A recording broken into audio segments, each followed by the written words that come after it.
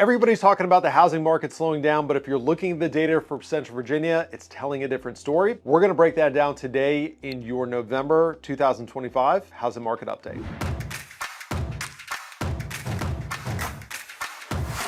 What is going on, party people? My name is Chris Elliott, local realtor here in Central Virginia since 2013. Have sold 550 plus homes in the area. In this video, what we're going to do for you is we're going to give you the national headlines, what's true, what's not true. We're going to relate that to how that is showing up in our local Central Virginia market. And if you stay at the very end, I'm going to break down for you 3 tips that we're currently giving to both our seller as well as our buyer clients. Let's jump into it. All right, so first and foremost, let's talk about headlines that you've probably been seeing in the news about the housing market. Inventory backdrop. So active listings, the number of homes that are currently on the market has been over 1 million for 5 straight months in the United States. That's the highest levels of inventory that we've seen since 2019 pre-COVID, driving more price cuts and slower price growth nationally. Secondly, we're seeing bifurcated pricing. And yes, that is a word that AI gave me and I had to look up. Thank you, AI, for making me sound smart. Roughly half of our top metros are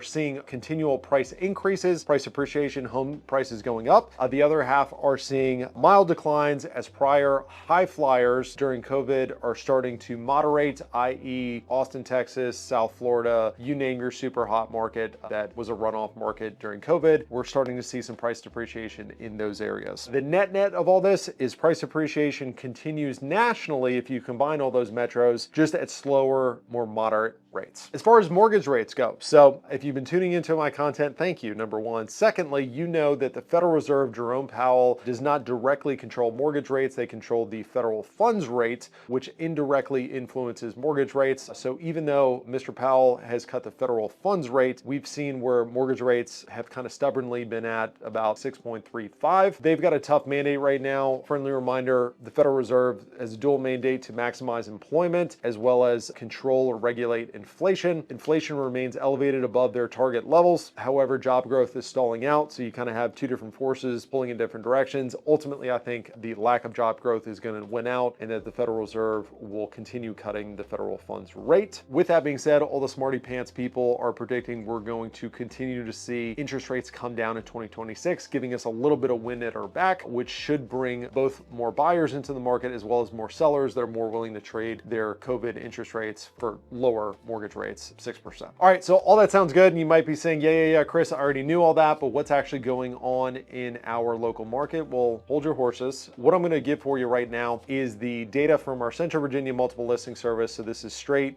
pulled from the MLS. Let's jump into it and talk about what it means. So if we look at supply and availability, homes for sale. So this is the amount of homes that are left on the market on any given month. In the month of September, that was up 16.5% year over year. So buyers have had more selection of homes to pick from than they did this time last year. That being said, month supply of inventory is up 13.3%. However, we're still at 1.7 month supply of inventory. Friendly reminder, anything below 6 months supply of inventory is considered a seller's market. So being sub 3 months supply of inventory, we're still in a red hot seller's market in the grand scheme of things. As far as demand goes, so pending sales, the amount of homes going under contract, that is up 8.6% year over year. So we're seeing, increased demand despite, higher for longer interest rates. Median showings to pending. So that basically means how many showings does the seller have to accommodate before their home goes on the market? That is currently 8. So sellers are only having to tolerate 8 showings before their homes go under contract on average. And our median days on market is up 33%, which sounds dramatic. However, our median days on market is only 12 days. So yes, on average, home sellers in Central Virginia are having their homes go under contract in just 12 days. As far as prices go, so the median sales price in Central Virginia is $395,000. That's actually down 1.2% year over year. So a slight softening from this time last year as we're seeing more supply on the market. That being said, our median sold to list price is still 100%. So that means on average, home sellers in Central Virginia are still getting 100% of their asking price. So to summarize all this, nationally, more inventory is pushing price growth back to normal. Locally, we're headed in the same direction, more homes for sale and a touch more breathing room for buyers. That being said, our market still remains tight. We're still at 1.9 4.7 month supply of inventory with a 12-day,